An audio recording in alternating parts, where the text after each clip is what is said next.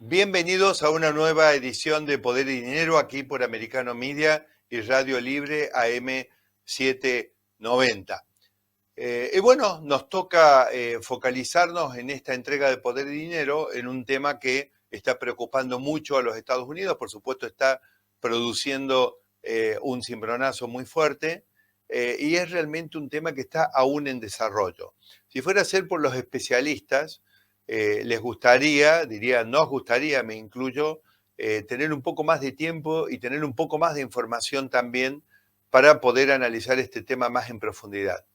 Pero es un tema que nos interesa saber lo que está ocurriendo y no podemos esperar a completar un análisis para empezar a llegar con nuestras opiniones y sobre todo con nuestras recomendaciones. ¿Qué hacer con los ahorros? ¿Cómo manejarse en esta crisis? Por eso hemos convocado para este programa, lo vamos a tener en el siguiente bloque, a nuestro especialista en mercados financieros, Darío Epstein, que nos va a acompañar para analizar un poco este tema.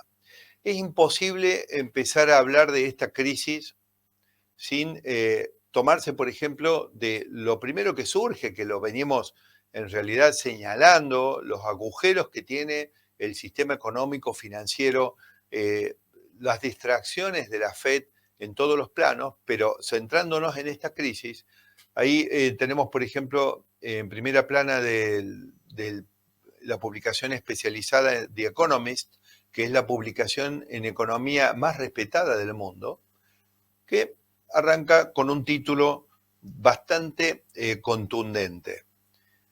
El Silicon Valley Bank fue inadecuadamente regulado. Fue inadecuadamente regulado. Es decir, Estados Unidos tiene miles de bancos, posiblemente hasta 8.000 bancos operando en el sistema.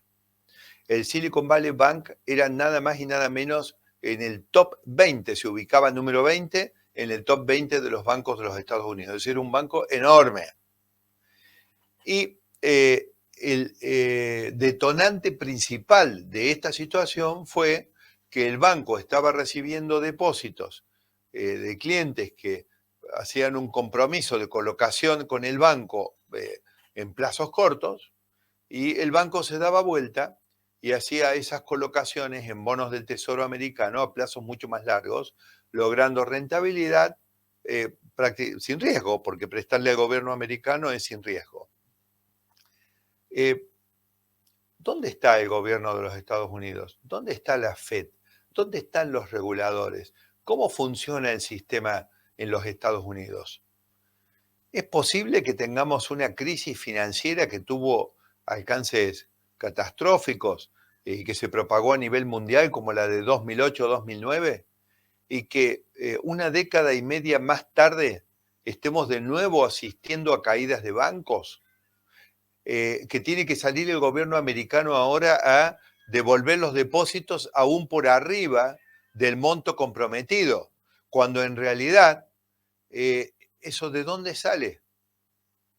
Eso en realidad debió haber sido previsto. ¿De qué manera? ¿Cómo puede ser que estemos hablando de la inteligencia artificial? Aquí en Poder y Dinero hemos desarrollado los temas de tecnología y de inteligencia artificial.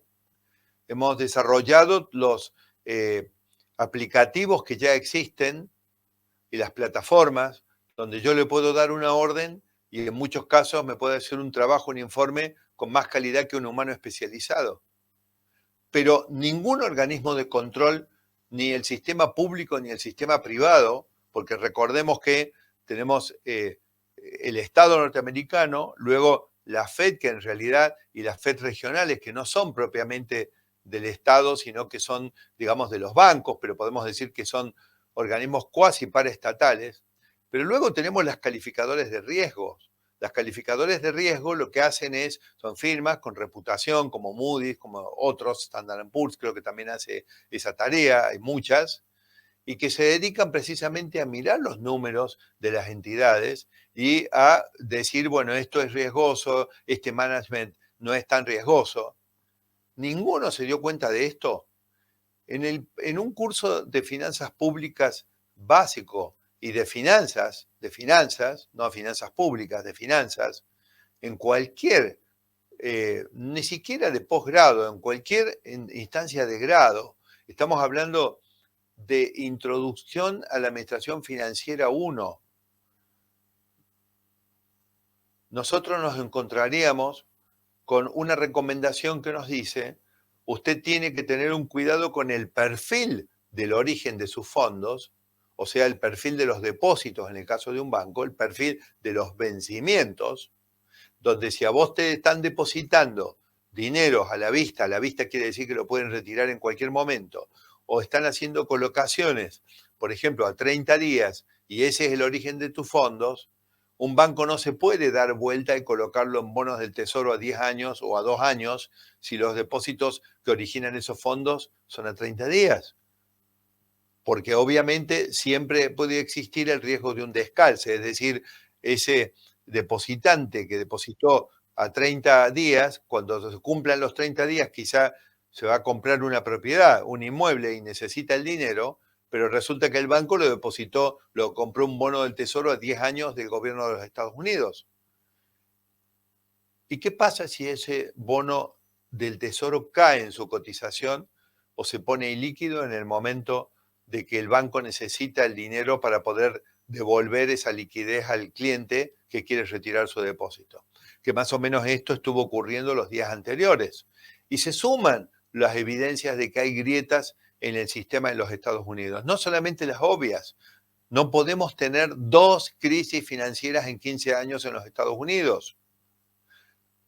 No puede ser que la Fed no se da cuenta en los tiempos de la inteligencia artificial de que el Banco 20 de los Estados Unidos, un banco exclusivo, un banco enorme por la magnitud de sus operaciones, está cometiendo, un error o una mala praxis infantil en la administración de su cartera.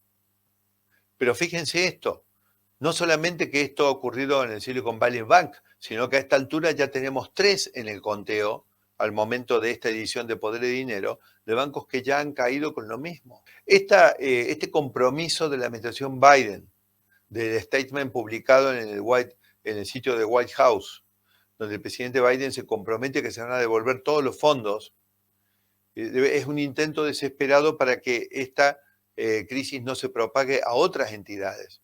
Es más, me hace sospechar, y aparte no habría ningún motivo por el cual no ocurriera, que este manejo financiero irresponsable que ha tenido el Silicon Valley Bank no se haya reproducido en cientos o quizás miles de otros bancos. ¿Y dónde está el gobierno americano? ¿Y dónde está el sistema? Me parece que tenemos demasiados agujeros y demasiadas grietas, y estamos además, para pelear esta crisis, en manos de una administración Biden con un presidente que verdaderamente no acierta una en el contexto internacional, no acierta una en la gestión de la economía. Tenemos un problema con el financiamiento del Estado y seguimos expandiendo el gasto público, seguimos interviniendo. Estamos captando masivamente el ahorro de los americanos, que en un modelo capitalista ideal debería ir para impulsar el crecimiento y la expansión del sector privado. Todo eso lo estamos haciendo para el Estado y encima, a través de negocios de rentabilidad y bajo riesgo, se reproducen estas maniobras sin que nadie controle. Del otro lado están los ahorristas, las familias y las empresas americanas que depositan en un banco que supuestamente está cumpliendo con todas las regulaciones financieras de los Estados Unidos, pero es un gigante con pies de barro.